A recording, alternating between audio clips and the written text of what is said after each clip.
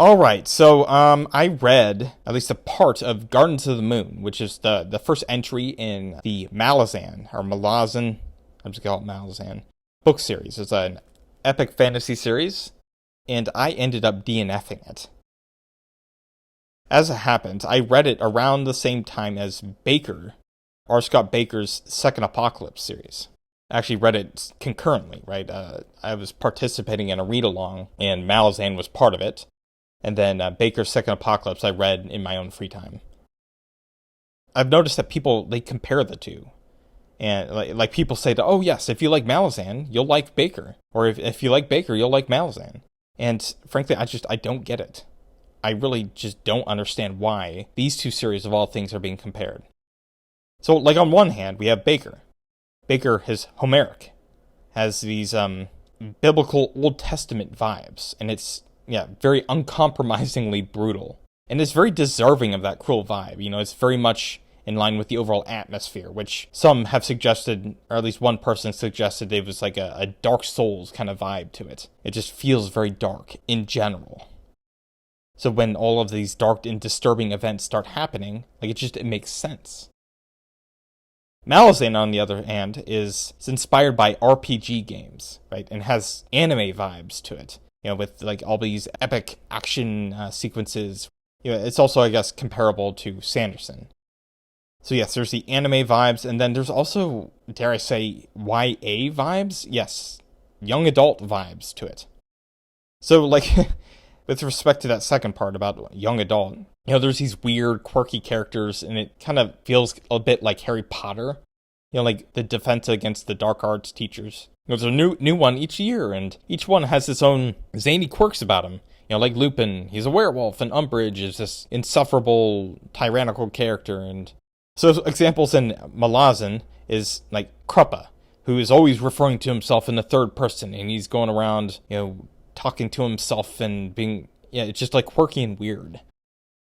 Another character who is this like kid thief who, you know, he falls in love, and the story seems to make it sound romantic. And at the end of the day, he's like just like stalking this woman in her sleep. It is really weird. There's also an element that was very melodramatic. Again, something that a teenager would write almost, where this woman is accused of participating in a massacre of a village by one of the people who escaped. First, this just happens out of nowhere. Like, I don't think there was much of any context to all this. And, like, maybe he sprinkled a few hints out there, but you would think that this would be more central to the story. And then the woman just, like, goes, "Oh, I'm so sorry. I'm so apologetic. Oh, I submit myself to your judgment." That's what it came off as. Quite literally, she was like, "Whatever judgment you want to inflict upon me, I'll take it." And it's like, what is this? It was so cringy and so cheesy. And yes, all this on top of the fact that it literally just came out of nowhere. Yeah, I don't know.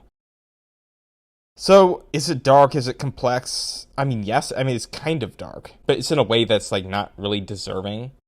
On one hand, the darkness, it just doesn't land for me because, one, is RPG vibes to it, right? It's dark in a sense that it's sharply in contrast with the overall feel of the story, and it just doesn't feel deserved. At the same time, I don't really give a shit about characters either. The Red Wedding isn't dark just because of what happens, it's who it happens to. And, for example, when a certain character, is it Tattersail, dies out of nowhere, I was more so left confused, like, where the fuck did that come from? And I don't give a shit about her character, so who cares? Is that dark? Not really. It doesn't, I mean, I guess if characters are just dying left and right, then yeah, ostensibly that's dark, but I don't care about Tattersail. So yeah, it just doesn't land. It is undercut by this YA-ish feel that some of the story has. But yes, at the same point, it is very complex. It is probably hard to follow. You're kind of just thrown into the world, you're getting showered with a bunch of information, and people are left to flounder.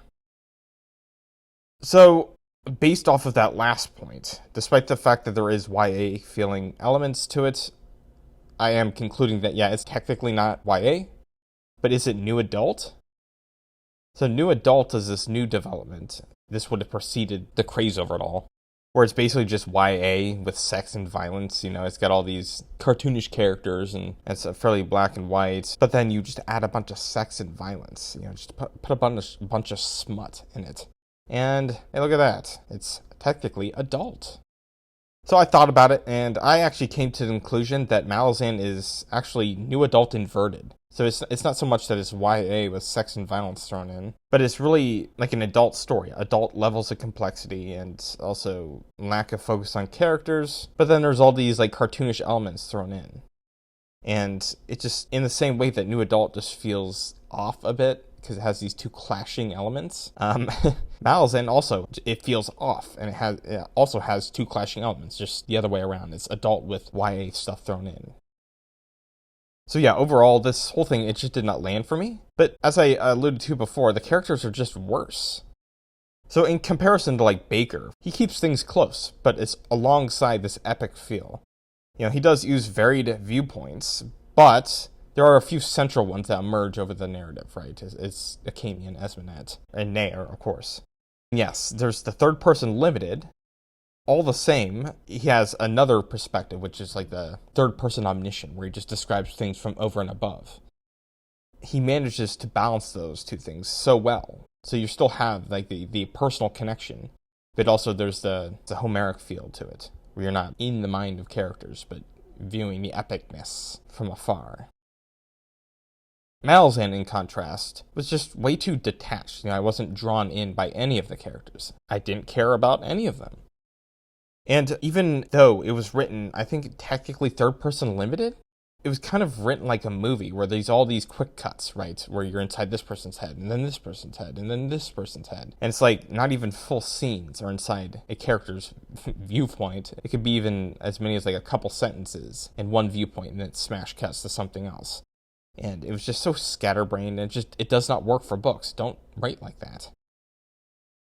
So I usually like complex political thrillers, but Malazan, it was very hard to read, because I wasn't interested in anything that was going on. Not the events, not the characters, none of it.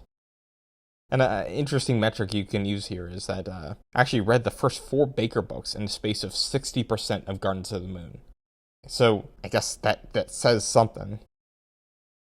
So I guess I just want to finish this part of the video off with like a serious question. Like, what are the similarities between Malazan and Baker's series? Because I don't see it. I don't know why you would compare it to Baker of all things. I would sooner compare it to Sanderson, or maybe even compare Baker to Martin sooner than Malazan. It doesn't really make sense to me. I guess I could finish this off by saying that I have other reviews. I just finished recording all my reviews to Baker's entire series that's been released up to this point. The Unholy Consult is over an hour long. I split it up into parts, but that's how long my review was. So if you want some in-depth discussion, especially by the end of the series, you can check that review out. I'll link the playlist in the description. At the same time, I also just finished much more recently, I finished the Broken Empire trilogy, or Prince of Thorns is usually what it's known by. And I also will post the playlist in the description below. And also, finally, I have been writing my own fantasy series, or the first arc, but this first part is basically a duology. And I've written both parts already, and I'm about to release in the uncertain future the first volume of Arc 1. And then again, Volume 2 is already finished. I will release that probably a month or 2 after the first volume. So if you're interested in anything like that, it's inspired by Martin, and I'll even have a trailer video posted once everything's all set up and ready. So if you're interested in anything like that, you can subscribe and hang out for the time being.